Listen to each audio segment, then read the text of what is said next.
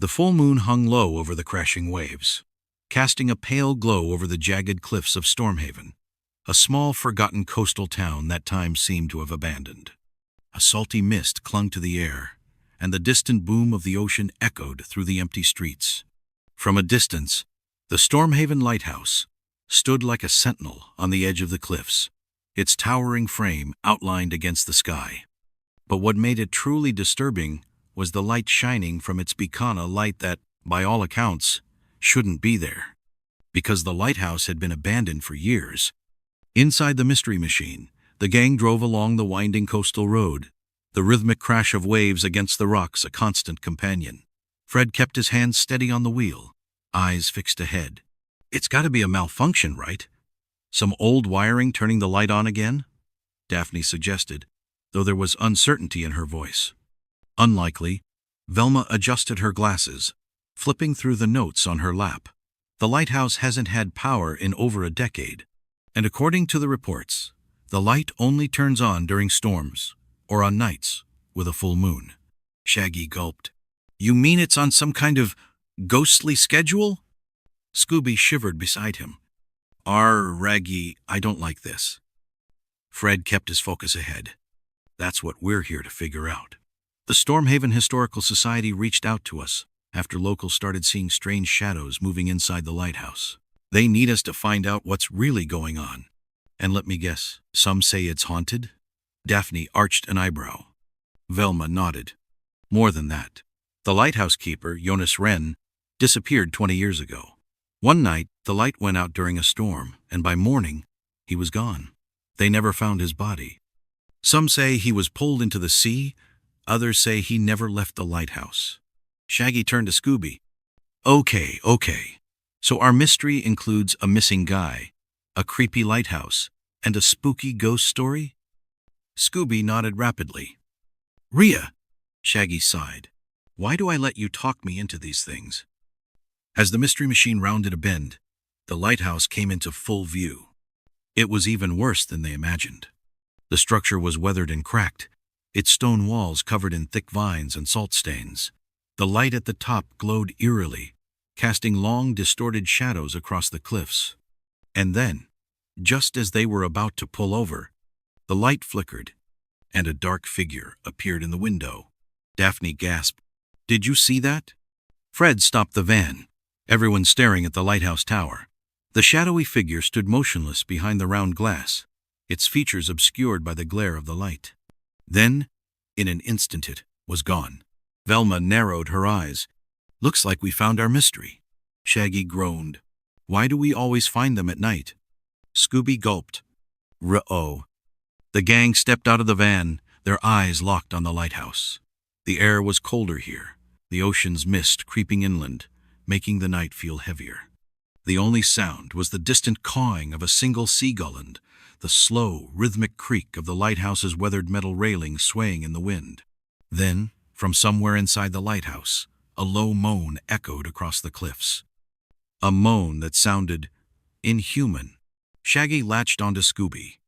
"Nope, I think I heard enough. Case closed. It's definitely haunted. Let's go." Fred stepped forward. "Come on, guys. We need to check it out." Daphne sighed. "I was afraid you'd say that." The gang exchanged uncertain glances before slowly making their way toward the Stormhaven lighthouse, the wind howling through the broken windows like a ghostly warning. And somewhere inside, something was watching them. The gang stepped cautiously toward the Stormhaven lighthouse, their footsteps crunching on the damp, rocky ground. The wind carried the faint taste of salt, and the occasional crash of waves against the cliffs echoed in the night. Scooby whimpered, tail tucked between his legs. "Raggy, let's go back to the van." Shaggy nodded quickly. Yeah. You know, this lighthouse seems to be doing just fine without us. No need to bother any lingering spirits." Fred placed a hand on the rusted iron gate, which creaked loudly as he pushed it open. "The only spirit here is the one keeping that light on, and we're going to find out how." Daphne sighed. "Of course we are." Velma adjusted her glasses. According to the town records, this lighthouse has been shut down for 20 years. No maintenance crews, no official visitors. And yet, She pointed toward the towering structure, where the rotating beacon still glowed brightly. Someone, or something, is keeping that light running. The wooden front door of the lighthouse was weathered and cracked, hanging slightly open. A rusted chain, once meant to keep intruders out, had been snapped in half. Fred ran his fingers over it. This wasn't broken by age. Someone forced their way in. Daphne frowned. Or forced their way out. Shaggy shuddered. That's not helping, Daph. With a deep breath, Fred pushed the door open, revealing the dark interior. The entrance hall was cluttered with old furniture, sea charts, and scattered papers. A thick layer of dust covered everything, except for a set of fresh footprints leading further inside. Velma knelt down, inspecting them. These tracks are recent. Someone's been here. Daphne's voice was hushed. Do you think it's Jonas Wren? Velma shook her head. He disappeared 20 years ago. But if someone is using this place, they must know what happened to him. Fred grabbed a lantern from a dusty shelf and turned it on. The soft glow illuminated the circular stone walls of the lighthouse interior. A spiral staircase wound upward into total darkness. Then, bang! A loud crash from above sent dust and debris falling from the rafters. Scooby yelped and jumped into Shaggy's arms. Run! Shaggy's legs were already moving. You don't have to tell me twice. Fred grabbed Shaggy's collar, stopping him. No one's running. We're going up. Daphne exhaled. Of course we are. They started climbing the narrow, spiraling staircase, the wood creaking beneath their feet. The air grew colder as they ascended, and the dim glow of the lighthouse beacon barely reached the lower levels. Then, halfway up, a whisper drifted through the stairwell.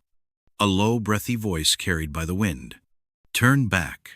Velma froze mid-step. Did anyone else hear that? Scooby nodded rapidly, his ears pressed flat against his head. Rhea. Shaggy clutched the railing, his knuckles white. What if we, listen to the scary ghost voice for once? Fred kept moving up. It's probably just the wind. But the moment he said that, the whisper came again clearer, sharper. Leave this place, before it's too late. Daphne shivered. Okay, that wasn't the wind. Then, the sound of heavy footsteps above them. Something was moving in the upper levels of the lighthouse. Velma gritted her teeth. We're not alone. Shaggy groaned. Are we ever? Fred raised the lantern, casting a glow on the curved stone walls as they reached the top of the staircase. They stepped into the lighthouse keeper's quarters, a dust-covered room filled with old furniture, a tattered bed, and a desk stacked with yellowed papers. But that wasn't what made everyone stop. On the wall above the fireplace, scrawled in large, jagged letters, were 3 chilling words. Shaggy gulped audibly. We should probably leave too, right? Then, before anyone could move, the lantern flickered, and a shadow moved in the corner of the room. Velma turned, eyes wide. There's someone here. Fred raised the lantern toward the corner. But when the light reached the shadows, there was nothing.